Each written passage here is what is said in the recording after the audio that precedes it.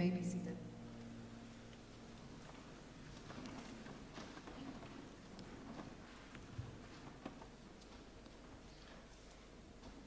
Our Bible reading this morning comes from 1 Corinthians. 1 Corinthians chapter 7, commencing at verse 25. And it's headed Concerning the Unmarried. Now about virgins, I have no command from the Lord, but I give a judgment as one who by the Lord's mercy is trustworthy. Because of the present crisis, I think that it is good for a man to remain as he is. Are you pledged to a woman? Do you seek to be released? Are you free from such a commitment? Do not look for a wife. But if you do marry, you have not sinned. And if a virgin marries, she has not sinned. But those who marry will face many troubles in this life, and I want to spare you this. What I mean, brothers and sisters, is that the time is short. From now on, those who have wives should live as if they do not. Those who mourn, as if they did not. Those who are happy, as if they were not. Those who are buying something, as if it were not theirs to keep. Those who use the things of the world as if not engrossed in them. For this world in its present form is passing away. I would like you to be free from concern. An unmarried man is concerned about the Lord's affairs, how he can please the Lord. But a married man is concerned about the affairs of this world, how he can please his wife, and his interests are divided. An unmarried woman or virgin is concerned about the Lord's affairs. Her aim is to be devoted to the Lord in both body and spirit. But a married woman is concerned about the affairs of this world, how she can please her husband. I'm not saying this for your own good, not to restrict you, but that you may live a right way in undivided devotion to the Lord. If anyone is worried that he might not be acting honourably toward the virgin he is engaged to, and if his passions are too strong and he feels he ought to marry, he should do as he wants. He is not sinning. They should get married. But the man who has settled the matter in his own mind, who is under no compulsion but has control over his own will, and who has made up his mind not to marry the virgin, this man also does the right thing. So then, he who marries the virgin does right, but he who does not marry her does better. This is the word of the Lord. Thanks be to God.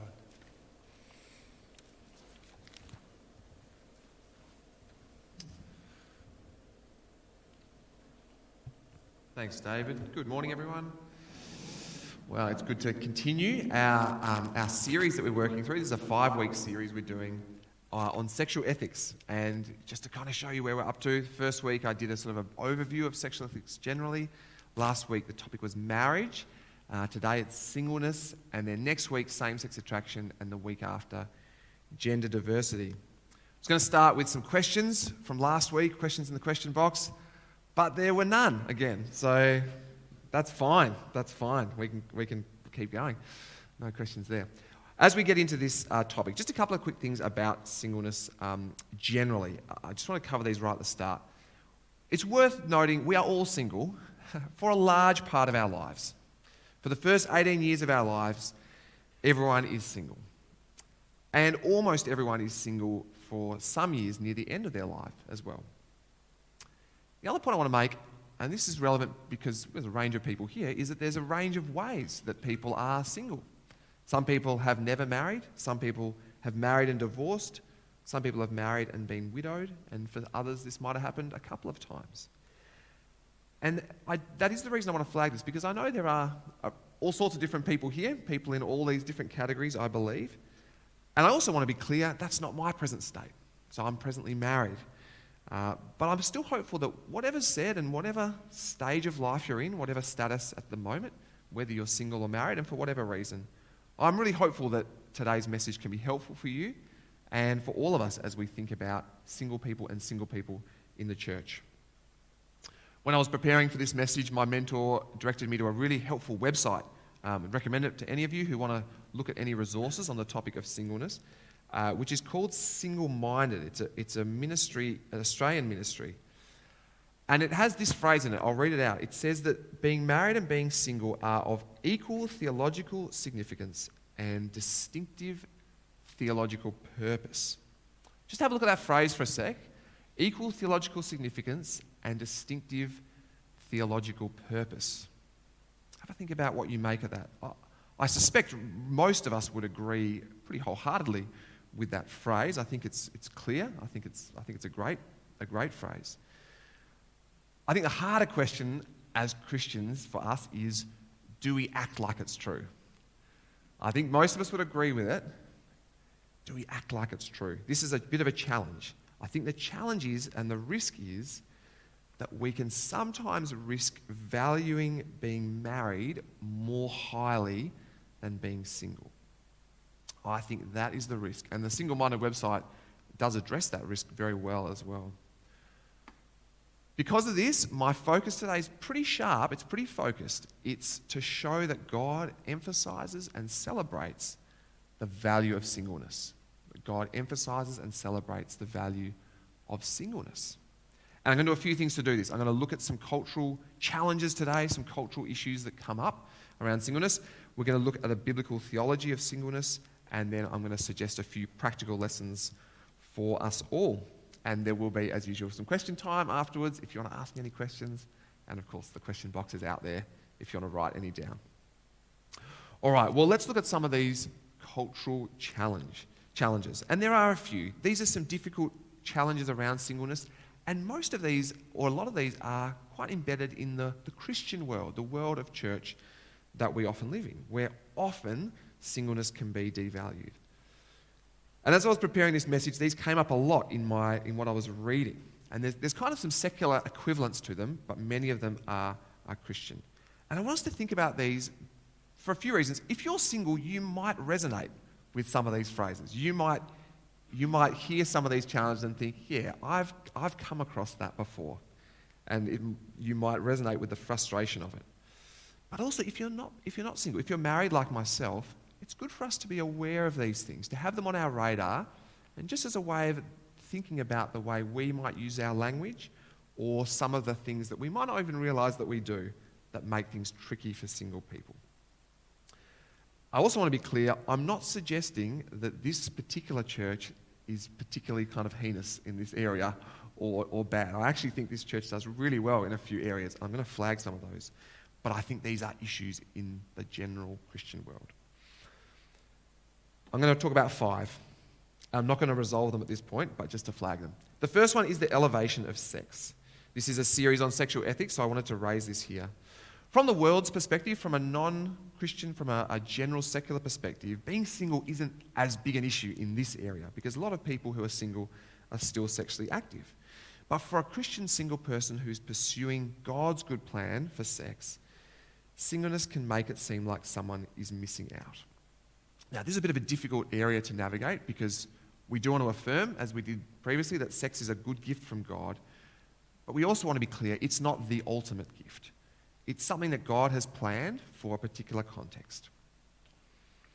And there's a related sort of issue about missing out, or that idea of missing out from a Christian perspective, is this idea that being single can be a risky state to be in for single Christians. Single people are more open to sexual sin. I've come across this kind of cultural perspective before. It comes through some Christian literature and teaching which sort of looks to see every young woman or man coupled up and married almost as a protective measure.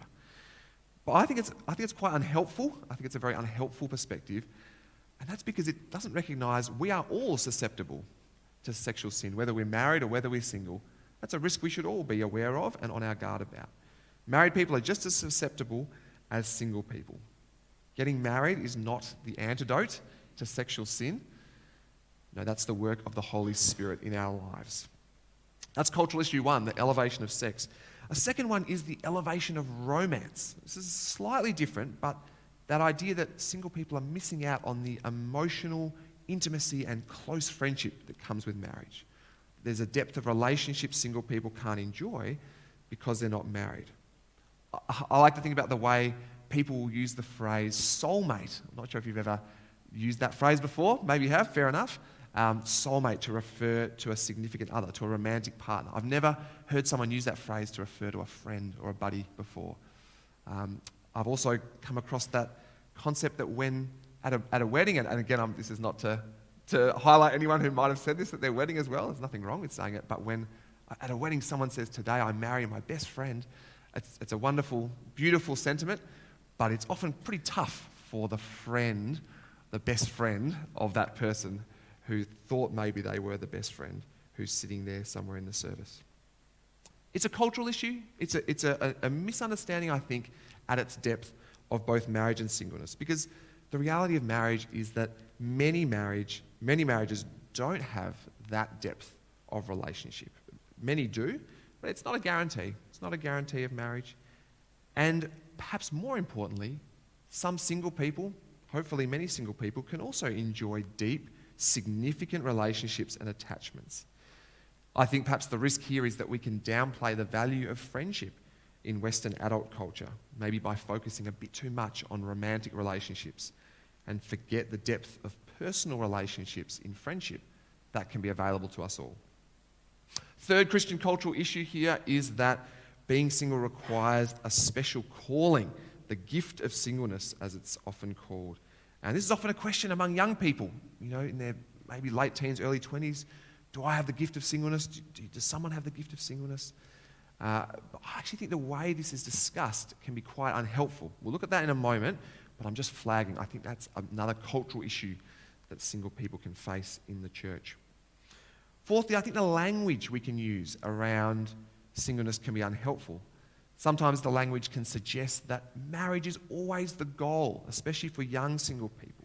People can be referred to as not yet married, as if that's the goal, that's the aim of everyone's life. That's where everyone's life should be heading, the desire for each person. You might have even heard the word unmarried used. I don't know if you've heard the word unmarried. There's married people, there's unmarried people here. I've never heard someone describe me as unsingle. It's always one way, as if married somehow is the norm, and there's an aberration that's single people, unmarried. So I think our language is a bit of a cultural issue there that we can keep in mind. And finally, there's a cultural issue of how a church is set up for single people. Churches often focus heavily on married people, couples, and families. It's not a bad thing to do that. But sometimes churches can struggle with what to do with single people. Single people can sometimes feel left out, as if there's not really a place for them. They're on the outer. They're kind of a bit excluded or something. So there's a few sort of cultural issues. I don't know if any of those resonate or you've come across them. Or look, like myself, you might be thinking, sometimes I feel like I've fallen into those traps as well. They are common and they are out there, but good to flag to start. Let's see what the Bible has to say. Firstly, any consideration of singleness, I would like to begin with the example of Jesus. Jesus is the truest example of a human that ever lived. Jesus is God in human flesh, and the Bible describes Jesus as a new Adam. He is a new and better prototype of humanity, of the first human. So when you're asked, what should a true human look like in their best, most complete, most wholesome and righteous and holy presentation, we look to Jesus, don't we? That is what a true human looks like.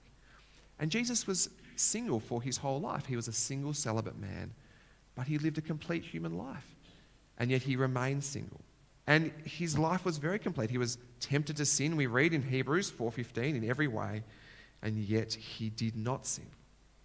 Jesus' example shows us that singleness, being single, it's not some aberration or sort of side project in humanity. What happens to the remainder of those who don't form couples. No, it is full, genuine humanity in every way, a good and holy way of living. The example of Jesus, the truest human, is our starting point. Secondly, and this might be a little controversial, marriage has an expiry. Now, you might think, hold on. No, it doesn't have an expiry, surely not. Don't couples promise to love each other forever? Well, and I'll ask for audience participation here. What is the phrasing at a wedding? What do couples say at the end? Till death do us part. There's a positive phrasing option as well. As long as we both shall live. Till death do us part, as long as we both shall live. They mean the same thing. That is the promise at a wedding. In Matthew 22, Jesus is quizzed on the longevity of marriage in a conversation about marriage with the Sadducees. Let me read the question. It's quite a long question.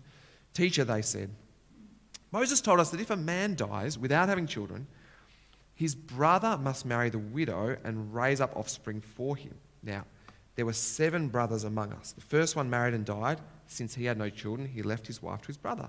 The same thing happened to the second and third brother, right on down to the 7th. Finally, the woman died. Now, at the resurrection, whose wife will she be of the 7, since all of them were married to her? Now, this is a trick question for Jesus here. They're trying to trap him here, aren't they? They've set up a slightly unlikely scenario to kind of, fool him. The Sadducees who are asking this question, they didn't actually believe in the resurrection.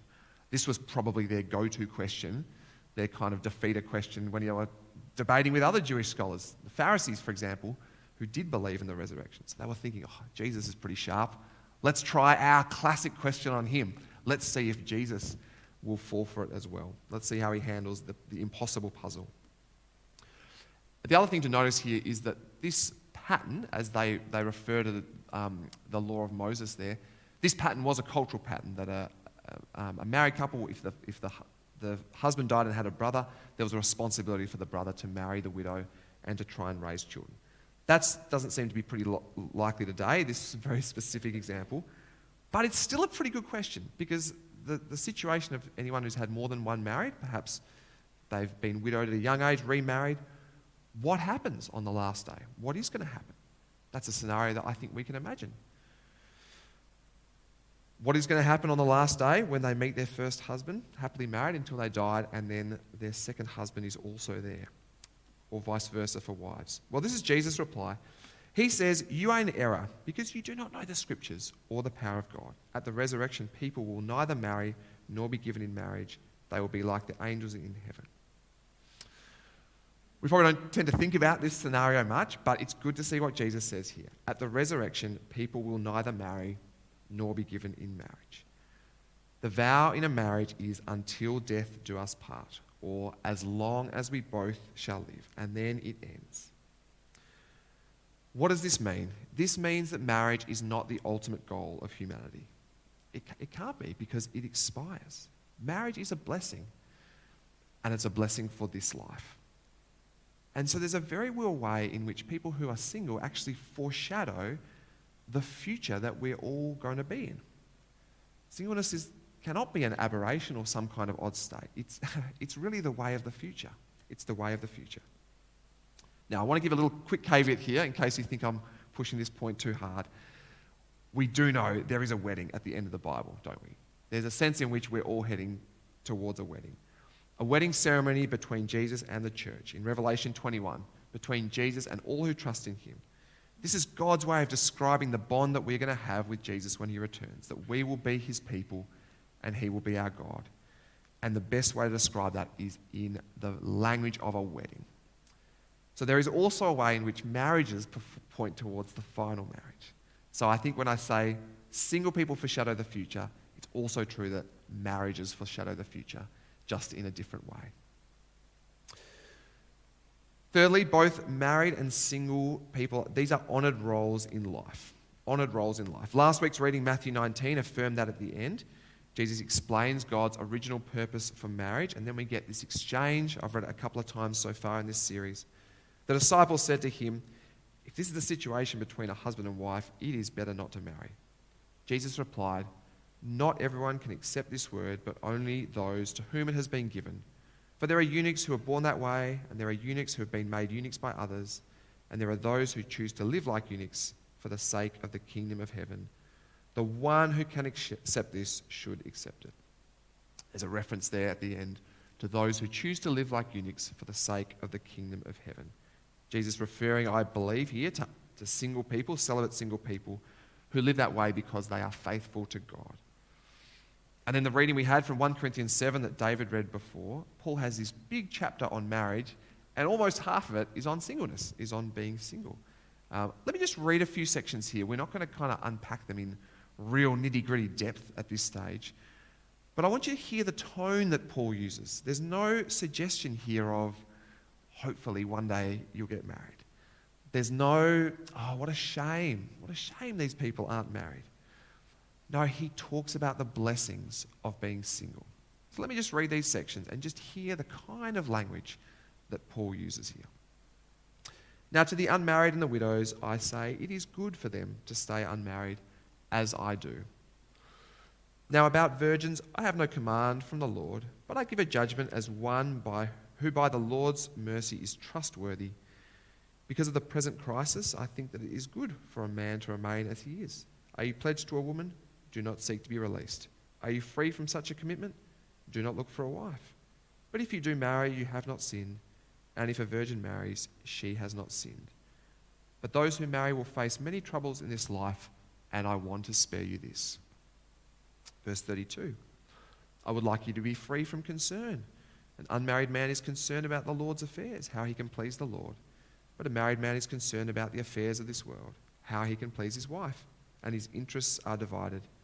An unmarried woman or virgin is concerned about the Lord's affairs. Her aim is to be devoted to the Lord in both body and spirit.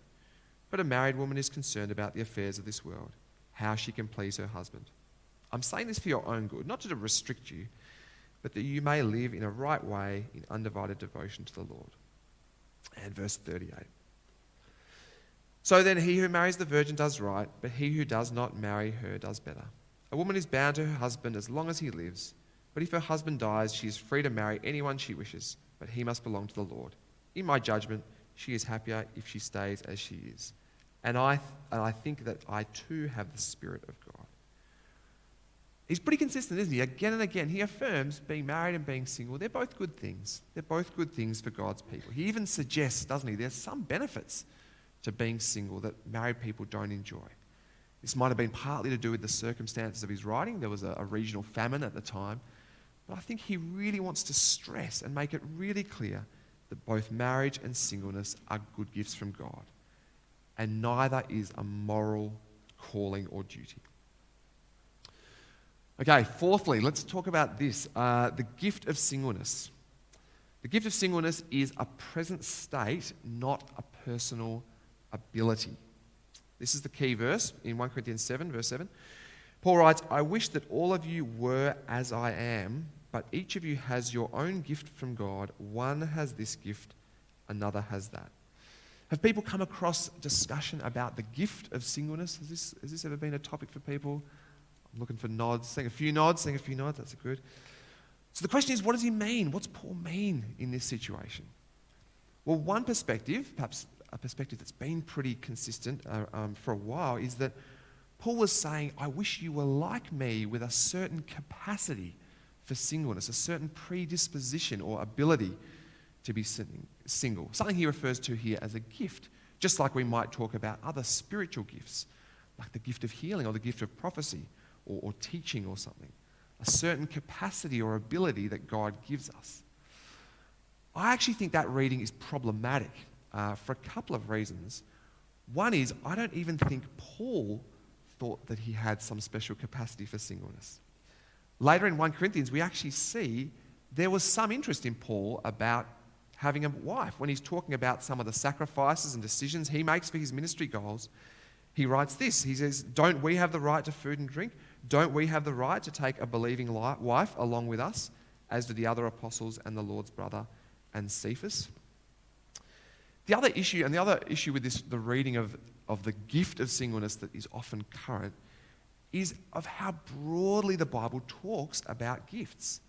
All sorts of things in the Bible are referred to as gifts. Yes, there are certain abilities or capacities that are referred to as spiritual gifts, but there's also things like the gift of faith, the gift of the Holy Spirit, even the gift of children. From my reading, and you can certainly disagree with me on this is not a crucial point, but from my reading of 1 Corinthians chapter 7, verse 7, is that when Paul says, I wish all of you were as I am, he's meaning as I am single as I am. Not able to be single easily, not with some special power of singleness, just the state of singleness, being single. So when Paul writes, each of you has your gift from God, one has that gift, another has this one, he's referring to whatever our present status is, whether that is married or single. It is a gift to be married, and it is a gift to be single. As I flagged before, everyone starts with the gift of singleness, don't we? Of being single. Some people then receive the gift of marriage, and then most married people receive the gift of singleness again, often in their later years. The gift that Paul is referring to here is whatever state you're in. That is your gift. That's what God's given you for this season of your life. And it's not some special ability or capacity for singleness. All right, finally, as a Christian, your most important relationships are with other Christians. In Jesus' time and culture, the most important relationships you had were with your biological family, parents, children, brothers and sisters. This was your core unit. Your spouse was important, but really, in that time, your parents took precedence. So when Jesus is talking to crowds and his family turn up, parents, brothers and sisters, people would have expected in that culture that he would certainly defer to his family rather than just this group that he was teaching. But here's what happens. While Jesus was still talking to the crowd, his mother and brothers stood outside wanting to speak to him. Someone told him, "Your mother and brothers are standing outside wanting to speak to you." He replied to them, "Who is my mother and who are my brothers?" Pointing to his disciples, he said, "Here are my mother and my brothers. For whoever does the will of my Father in heaven is my brother and sister and mother." Given that choice between focusing on those who are following him, learning from him, his disciples, and his biological family, parents, brothers, the most critical relationships in that culture, Jesus actually chose to focus on his followers. Now, biological family, parents, brothers, sisters, that's still really important in our world today. But I think in our Western culture, really, for married people, the most valued relationship is generally the spouse. The challenge Jesus gives here, I think, needs to echo into this in our lives as well. Jesus says, "The one who does the will of God is my brother and sister and mother."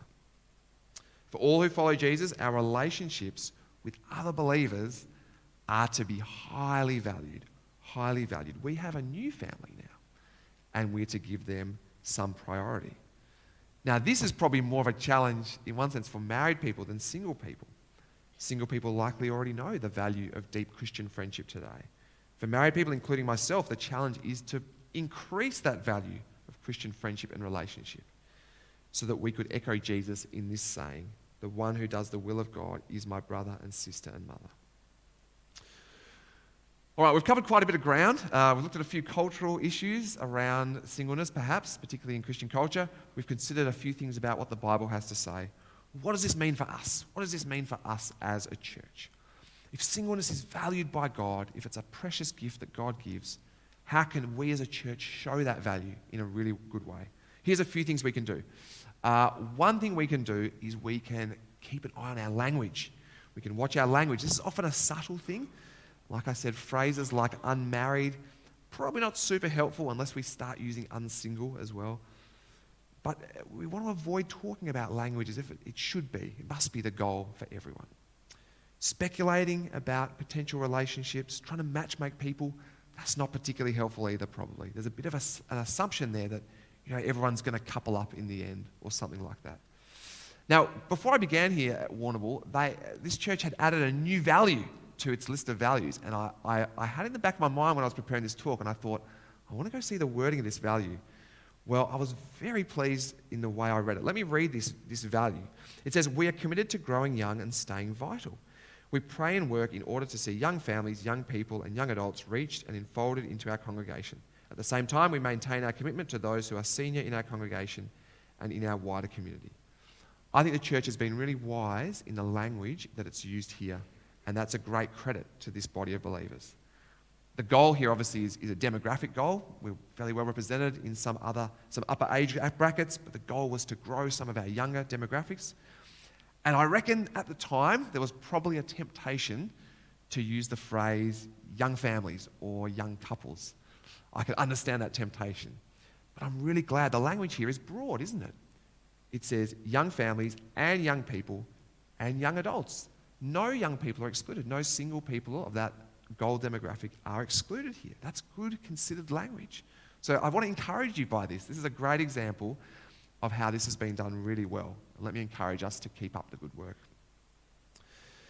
Secondly, another thing we can do as a church is be aware there are a range of stories and reasons why people are single, and it's a bit dangerous to make assumptions. Generally speaking, it doesn't really matter why someone is single unless they've kind of spoken to you about it and they want you to speak into that aspect of their life. But generally, the risk is making assumptions, and it's tricky and risky to do that. I don't think assumptions are made in the same way about married people. I've never heard someone speculate as to why I'm married. You go, why is Paul married? That's a bit weird at his age. Why? How did that happen? Should we be concerned about that? No, people don't make those sort of speculations, I think, about married people, but it does happen, unfortunately, for single people. That's something I think we can avoid doing. Thirdly, we can work hard to avoid barriers to ministry for single people. Now, I almost didn't include this point because I think our church does this fairly well. It's certainly better than other churches that I have heard of, if I can put that out there. And I actually suspect that's probably because there are quite a number of single people in this church as part of this family, which is wonderful.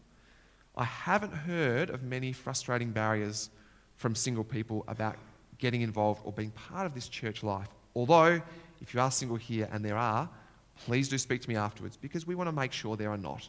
That all people, all believers here, can be part of the life of our church. And look, final point, maybe most important. If you're married, our challenge is to allow space for single people in our life. This can be really hard. This can require some creative thinking. But it's important to assume that single people, they'll hang out with other single people. No, that's really unhelpful. It's important for families, for couples, to make space to prioritise places for single people in our life. Because if we don't, it can risk saying to people who are single, you're not really as valuable in my life because you don't have that plus one. And it can risk a church looking divided by marital status as well. Maybe not formally, but perhaps informally. As a married person, I know this is hard, and I have to confess, I don't do this particularly well. It's something I know I need to work on, and I suspect it's something we can all just keep working on. All right, well, we've covered quite a lot of ground today. I'm going to do a quick summary focus and then give you a chance to ask any questions. The focus for the message has been to show the way God emphasises and celebrates the value of singleness. There were a bunch of Christian cultural issues that I just raised at the start: the elevation of sex, the consequences of that, the elevation of romance, the idea that singleness requires a special calling, language about marriage being the goal for all, and instances where ministries aren't set up for single people.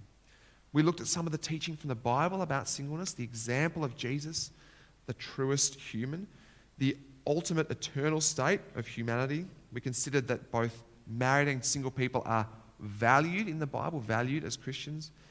The gift of singleness being a present status rather than a special ability, and the key relationship for Christians being with each other. And finally, a few practical points: that we can watch our language, we can be careful not to make assumptions about why people are single, we can avoid setting up barriers in the church, and for married people to intentionally allow single people special places in our lives. All right, at this point, I'm going to open up for any questions you might have, any questions or anything you're wondering.